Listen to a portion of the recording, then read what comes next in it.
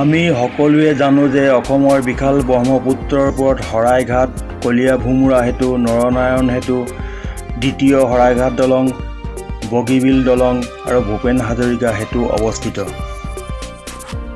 আজি মোৰ বিষয়বস্তু হ'ল নৰনাৰায়ণ সেতু।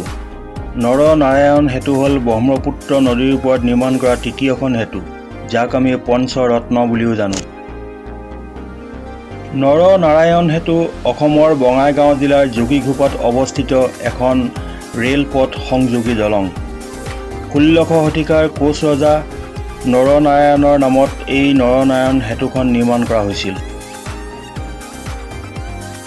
যোগীঘোপা আৰু পঞ্চৰত্নক সংযোগ কৰাৰ উদ্দেশ্যেৰে 1983 21 নৱেম্বৰত প্ৰয়াত প্ৰধানমন্ত্ৰী ইন্দিৰা গান্ধীয়ে নৰনাৰায়ণ সেতুৰ আধাৰশিলা স্থাপন কৰে।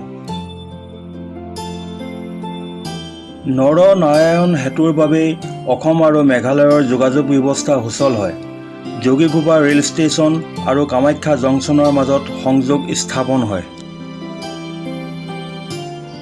1987 ডিচেম্বৰ মাহত নৰনাৰায়ণ সেতুৰ নিৰ্মাণ কাৰ্য আৰম্ভ হয়। 1998 15 এপ্ৰিলত প্ৰয়াত প্ৰধানমন্ত্ৰী অটল বিহাৰী বাজপেয়ীয়ে আনুষ্ঠানিকভাৱে নৰনাৰায়ণ সেতুৰ মুকলি শুভাৰম্ভ কৰে। নৰনাৰায়ণ সেতুৰ দৈৰ্ঘ্য হ'ল 2.284 কিলোমিটাৰ, বহল হ'ল 11.50 মিটাৰ আৰু গভীৰতা হ'ল 18.50 মিটাৰ।